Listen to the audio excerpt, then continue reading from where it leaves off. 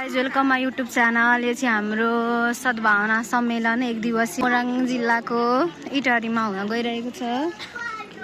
यहाँ चाहिँ तपाईहरूले देख्न सक्नुहुन्छ हाम्रो मन्दिर। यहाँ आउने भक्तजनहरू हुनुहुन्छ। यो 1 दिवसीय सत्संग समारोह चाहिँ हाम्रो भोलि हुन गइरहेको छ। यता आउनु त, यता आउनु न, यताबाट जानुपर्छ हामी। यता आउनु त छोरो, यता जाने हामी यता चाहिँ लड्नुहुन्छ है, हेरेर हिँड्नु। अहिले चाहिँ म मन्दिरको छेउ साइडपट्टि छु। तपाईँहरूलाई मम्मी हाम्रो आश्रम देखाउँदैछु। हजुर मन्दिरको आउनु छोरो, यता अब छोरो आउनु जाउँ हामी उता जाने। आउनु आउनु। बेलुकाको समय भएको छ र प्रोग्राममा आउनुहुनेलाई खानाको व्यवस्था गरिएको हुन्छ मन्दिरले नै। अहिले यहाँ खाना बाँड्दै हुनुहुन्छ हाम्रो प्रेमी भक्तहरू। हाम्रो मन्दिरको त दृश्य देख्न सक्नुहुन्छ यो बेलुकाको समयमा। सद्गुरुले यो जीवनलाई धन्य पारुन्, आत्माको ज्ञान दिएर, सेवा दिएर, सत्संग दिएर, सद्गुरुले यो जीवनलाई धन्य पारुन्, आत्माको ज्ञान दिएर। स्वर त त्यति राम्रो छैन, त्यही पनि यसो अलिअलि भजन गुनगुनाउने गर्छु। मलाई मनपर्छ भजन गाउन। हाम्रा साना साना नानीहरू यहाँ खेल्दैछन्। दाजुभाइ हुन् यी दुईटा चाहिँ। एकछिन भेट हुनु हुँदैन, झगडा गर्न थालिहाल्छन्, केटाकेटी त हुन्। अब हामी लाग्छौँ सत्सङ्गतर्फ, जहाँ हाम्रो भक्ति सङ्गीतको भजन सुरु भइसकेको छ।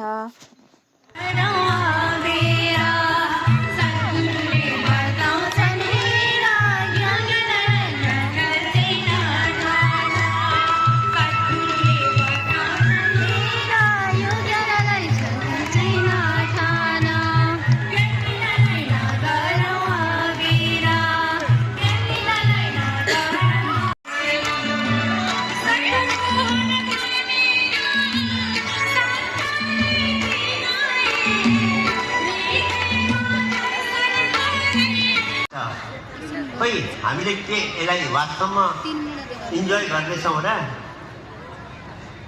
हाम्रो जीवन त कस्तो भएको छ भन्दा दुःख र अशान्ति र असम्पन्नताले भरेको जीवन भएको छ। हाम्रो यहाँ एउटा कथा पनि सुनाउँछ।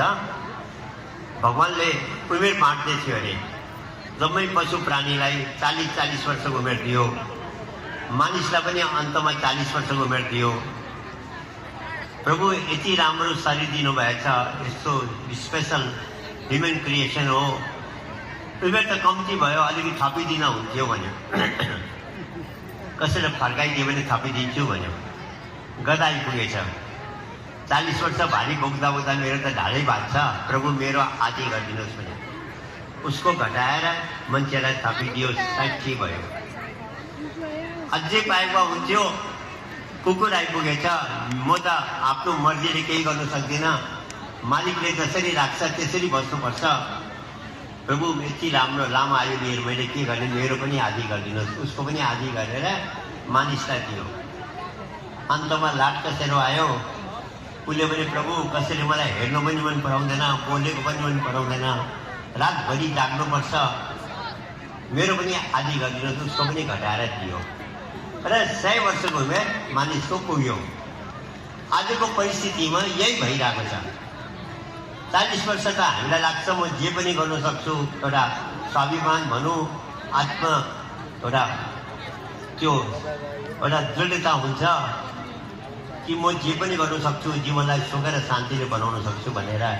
40 वर्ष हामी जीवनलाई केही मात्रामा राम्रै बिताएको हुन्छौँ।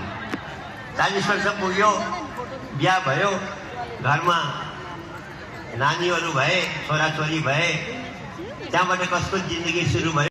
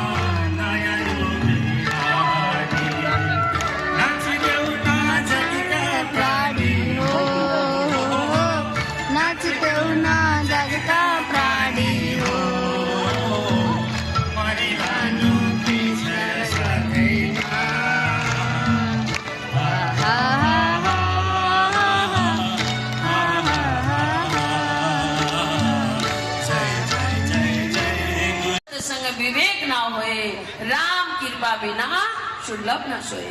के भने भन्दाखेरि तपाईँ हाम्रो जीवनमा सत्सङ्गको बिना विवेक जागृत हुँदैन।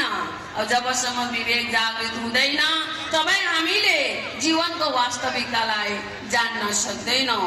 र यो पनि कहिले प्राप्त हुन्छ अरे जब भगवानको असीम कृपा हुन्छ।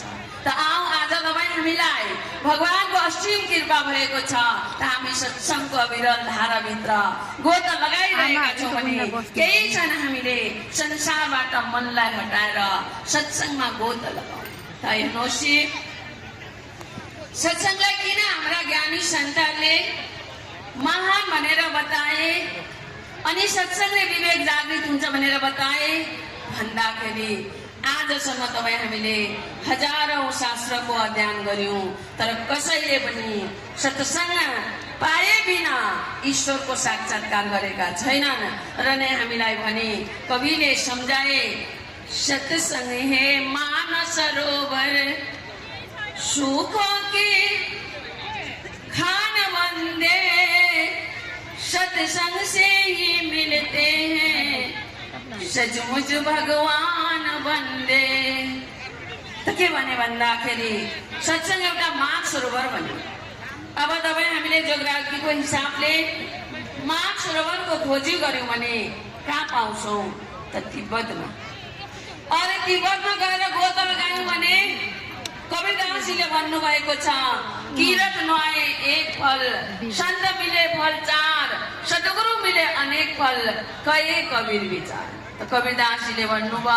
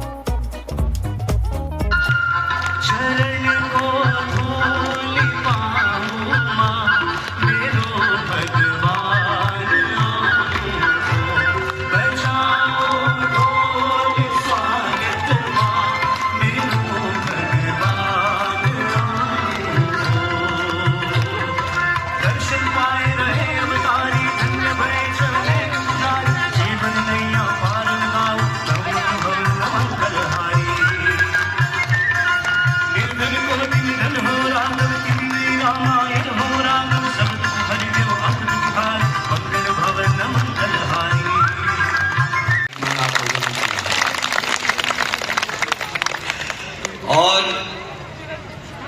ये समय भी मैं मानता हूं पूरे नेपाल के भक्तों के लिए एक बहुत ही सुंदर समय रहा है, क्योंकि आपका नेपाल इतना फैला हुआ है कि अगर हम एक कोने में प्रोग्राम करते हैं तो दूसरे कोने के प्रेमी वहां नहीं पहुंच सकते। अक्सर हम लोग काठमांडू में प्रोग्राम किया करते थे शिवरात्रि का, तो आपके तराई क्षेत्र से जो दूर क्षेत्र है, महेंद्र नगर हो गया एक कोना, इटेरी आपका दूसरा कोना हो गया नेपाल का, तो यहाँ के प्रेमी लोग जो बहुत गरीब हैं वो वहां तक नहीं आ पाते थे। लेकिन देखिए गुरु महाराज जी की कैसी कृपा हुई। गुरु महाराज जी आपके वेस्टर्न नेपाल में प्रोग्राम कर रहे हैं और हम मध्य नेपाल से करते करते आपके यहाँ आ गए। ये साल ऐसा कोई भक्त नहीं होगा जो गुरु महाराज जी के दर्शनों से, उनके वचनों से और सद्भावना सम्मेलन से वंचित नहीं होगा। ये अपने आप में एक बहुत बड़ी कृपा है। जापान में त एक फुची कस्तो छ बहुत भव्य आश्रम सरी था पानी खाना खोइ पानी जिसमें बहुत ज्ञानी लोग वास किया करते थे। उस आश्रम की एक प्रथा थी कि कोई भी व्यक्ति अगर वहां रहना चाहता है तो सबसे पहले आश्रम वासियों से उसे तर्क करना होगा, संवाद करना होगा, क्योंकि आप जानते ही हैं लोग अलग अलग मंशाओं से आते हैं। उस आश्रम का ये नियम था कि जो भी आश्रम में रुकेगा उसकी धारणाएं पवित्र होनी चाहिए, मन में जो आस्था है वो पवित्र होनी चाहिए, धर्म के प्रति होनी चाहिए। तो अगर मेरी आस्था पवित्र है तो मेरी सोच भी पवित्र होनी चाहिए, मतलब सोच इंडिकेट करेगी मेरे मन के अंदर क्या है। तो एक यात्री बहुत दूर से आया आश्रम में ठहरने के लिए, आश्रम के इंचार्ज को मिलता है, नतमस्तक होता है, अपनी इच्छा व्यक्त करता है कि मैं भी आश्रम में रुकना चाहता हूँ।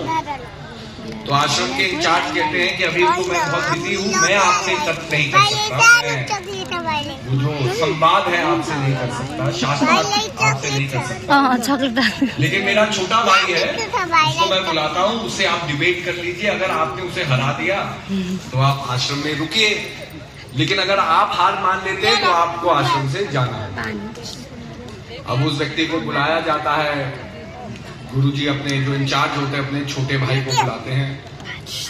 अब उस छोटे भाई की एक ही आंख थी, तो वो बड़ा कॉन्शियस था कि मेरी एक ही आंख है। अब वार्ता होती है, कमरे में वो दोनों बैठ जाते हैं और उनका डिबेट होता है। अब किसी ने वो डिबेट सुना नहीं, वो साइलेंट डिबेट होता है बिना वचनों के। इंचार्ज अपना काम कर रहे होते हैं, वो यात्री आता है, प्रणाम करता है, कहते हैं कि भाई आपके तो भाई ज्ञानियों के ज्ञानी हैं, इतना